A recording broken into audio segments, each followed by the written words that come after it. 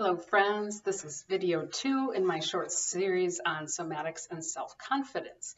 And so I wanted to talk to you a little bit about patterns, reflex patterns that we develop over time that are called red light and green light patterns. And so the red light pattern is really more of a kind of sunken in posture. You'll notice like when you're at your desk and you're bending over, or if you hear loud noise, the reflex is to protect. And so generally our bodies kind of contract when we're in a red light pattern. We sometimes inadvertently get into a red light pattern when we're sitting at our desk all day, just because of the way we're kind of hunched over. Unless you have a standing desk and you're kind of doing intervals of that, we just tend to be kind of hunched over a little bit, our keyboards. It's just kind of natural in the sense that as office employees, sometimes we do that. The other pattern is called the green light pattern, and it really is more about, kind of thrusting forward. So green light pattern is when you're on the go all the time. And so what can happen is that your body gets in this kind of permanent, I kind of have this a little bit when my dad would always tell, kind of get me to, open up your shoulders, because he thought I was slouching all the time. I was kind of tall for my age. And so I kind of had this red light pattern because my dad was like, well, don't curl yourself over. But the other reason girls do that sometimes is when they develop breasts and suddenly they don't want to be obvious. So many reasons why we develop these patterns.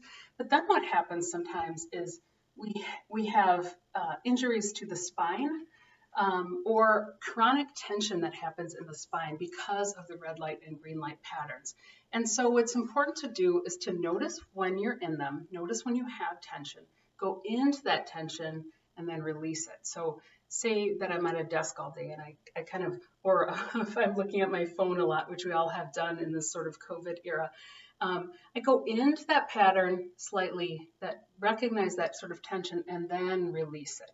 So the idea is not that you just stretch it in the other direction. That can cause a rebound effect where your muscles kind of contract to protect you. And they're used to being in that pattern. So it's better if you go into that tension pattern and then you release it.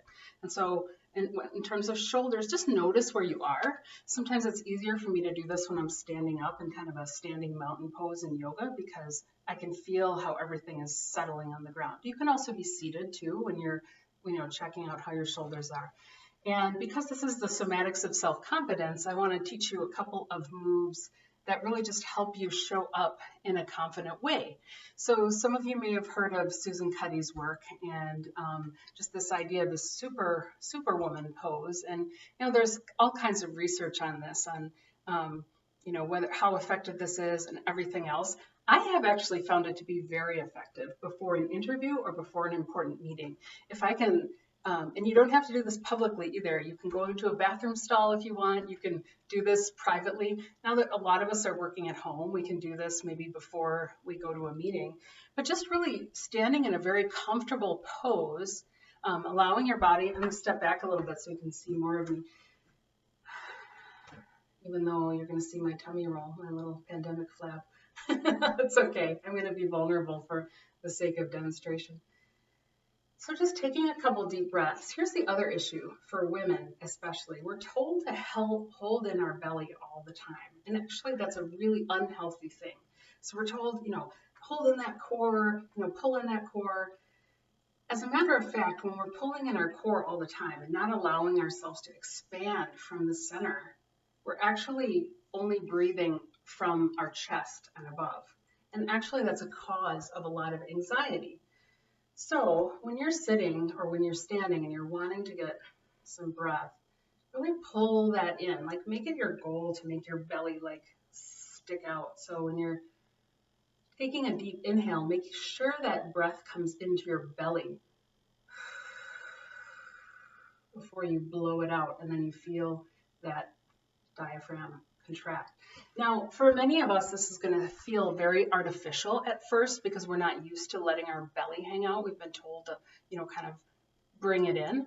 If you just make that one simple change and a few minutes a day, you engage in some belly breathing and you breathe in and out, or you just do that for 10 breaths, and you can do this privately. You don't have to be sticking your Buddha belly out in front of your colleagues if you don't want to, you will develop so much more centeredness and groundedness. And I find this, especially if you're feeling anxious on a particular day, breathing in your belly and just allowing that belly to expand and contract, just using your hand, that proprioceptive touch is just amazing. So I would challenge you to try this. I'm going to end this particular video right now, but just do some Buddha belly breathing sometime, and by, at your desk, or if you're standing up, just by breathing out or breathing in and allowing that belly to come out, and then breathing in and just allowing that belly to contract.